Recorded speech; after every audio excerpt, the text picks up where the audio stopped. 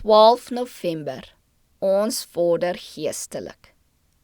Streef na nuwe hoogtes van geloof. Soos 'n hert wat smag na waterstrome, so smag my siel na U, o God.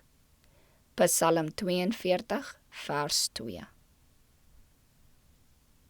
Baie van die jong mense sink onder elke wolk weg en het geen deursittingsvermoë nie. Hulle neem nie toe in genade nie. Hulle vleeslike harte moet verander word. Hulle moet in heiligheid skoonheid sien. Dan sal hulle daarna smag, net soos die hert na die waterstrome. As u weer deur die Here gerig word, liewe jong mense, moet u nie verwag dat u weg altyd een van uiterlike vrede en voorspoed sal wees nie. Die weg wat na die ewige daglig lei, is nie die maklikste om te bereis nie, en met tye sal dit donker en vol dorings voorkom.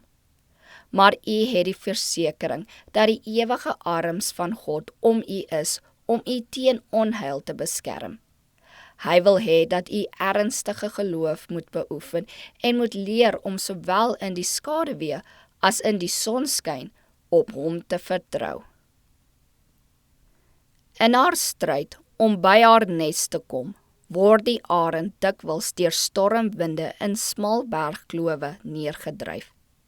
Seiende swart wolkmassas woed tussen haar en die sonverligte hoogtes waar sy haar nes bou. 'n Tyd lank lyk dit of sy verbuister is, en sy vlieg wanhoopig heen en weer, asof sy die digte wolke met haar sterk vlerke probeer verdryf.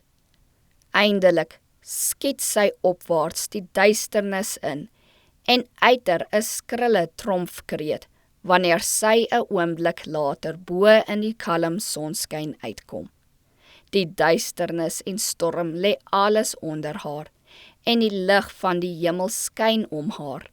Sy bereik haar geliefde nes teen die hoë kraans, en is tevrede.